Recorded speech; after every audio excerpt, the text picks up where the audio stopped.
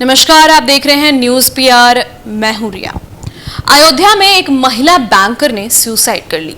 Suicide की वजह ये थी कि उसकी शादी फिक्स की गई थी विवेक गुप्ता नामक व्यक्ति से, जिसके बाद लॉकडाउन हो गया, जिसकी वजह से शादी नहीं हो पाई। बातचीत तो चल रही थी, लेकिन उसमें श्रद्धा को उस पर शक होने लगा था और उसने अपने माता पिता से उसका जिक्र किया कि उसका बैकग्राउंड ठीक नहीं है और वो ठीक से बातचीत नहीं करता है, उसमें कुछ कुछ प्रॉब्लम्स सामने आ रहे हैं।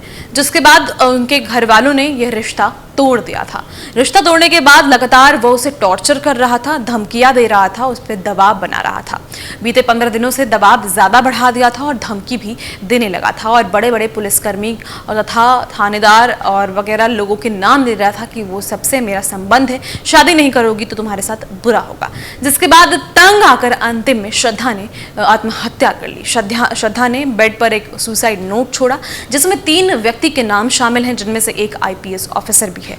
एक पहला नाम तो विवेक गुप्ता का ही है, जो कि उसका मंगेतर होने वाला था।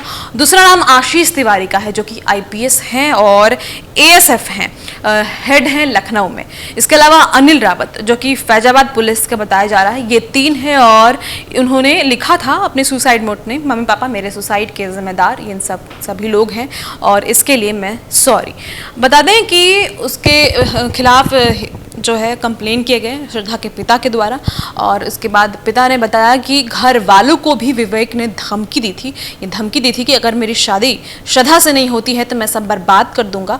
और साथ ही साथ उसने यह भी बताया था कि मेरा लिंकअप जो है बड़े बड़े ऑफिसर्स के साथ है, उनमें से एक ऑफिसर आईपीएस आशीष तिवारी का भी नाम सामने आ रहा है। तो इस मामले में जो है रिपोर्ट दर्ज हो चुका है। फिलहाल जो मंगेतर है उसे गिरफ्तार किया जा चुका है, लेकिन सुई जो टिकी है वो फिलहाल तीसरे नाम पर है, जिसमें एक जो बताया गया कि पुलिसकर्मी है, वो अभी तक उसका कुछ पता नहीं चल पाया है, क्योंकि जब छानबीन की गई तो अनिल रावत नामक कोई मिला ही नहीं।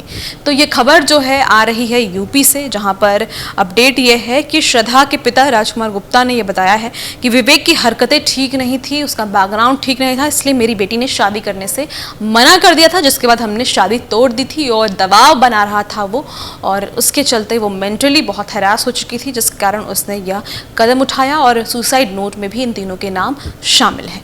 तो फिलहाल ये रिपोर्ट जो आपने जानी वो वहाँ की थी और भी खबरों के लिए आप न्यूज़ पीआर के साथ बने रहें। आए दिन ऐसी घटनाएं सामने आती है, लेकिन बड़ा ट्विस्ट ये है कि इसमें एक आईपीएस अधिकारी भी शामिल है। बहुत बहुत धन्यवाद आपका हमारे साथ जुड़ने के लिए। चैनल को सब्सक्राइब नहीं किया है तो सब्सक्राइब ज़रूर कर लें।